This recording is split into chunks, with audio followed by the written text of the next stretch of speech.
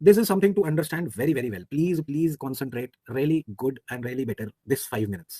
So क्लेमेश्वर साहब क्या कहना चाहते हैं, ध्यान से सुनना. देखो बेसिक स्ट्रक्चर है जी. बेसिक स्ट्रक्चर फॉर एग्जांपल हमारा डेमोक्रेसी है. इसको वायलेट नहीं करा जा सकता, इसको हटाया नहीं जा सकता. मतलब मोनार्की नहीं लाई जा सकती, डिक्टेटरशिप नहीं लाई जा सकती, बिकॉज बेसिक स्ट्रक्चर डिस्ट्रॉय हो जाएगा. सही.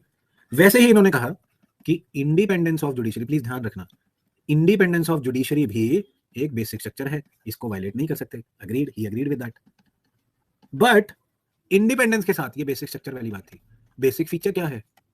अपॉइंटमेंट ऑफ द जजेस.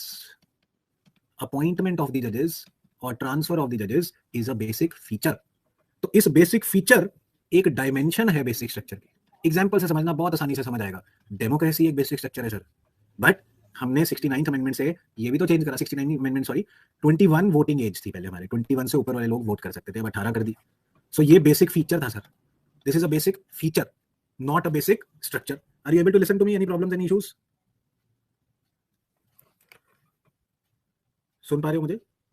Yes sir, no issue. अभी मेरे को किसी का मैसेज आया था that I am unable to hear, so please उन्हें अपने स्पीकर परमिशन दे देना, फिर सुन पाओगे, नहीं तो रिकॉर्डिंग देख लेना.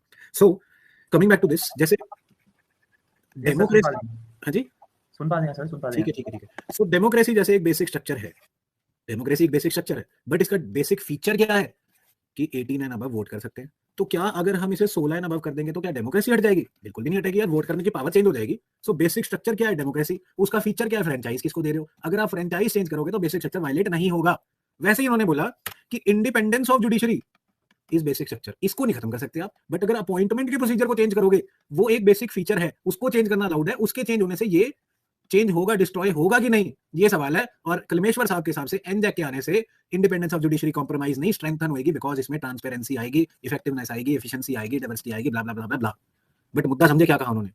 कि बेसिक स्ट्रक्चर था इंडिपेंडेंस ऑफ जुडिशरी, अपॉइंटमेंट सिर्फ एक बेसिक फीचर है जिसको अमेंड करा जा सकता है. बेसिक स्ट्रक्चर और बेसिक फीचर दो अलग अलग बातें हैं, उसको सेम मत मानो. Are we able to understand that? Yes sir. I am very happy with that.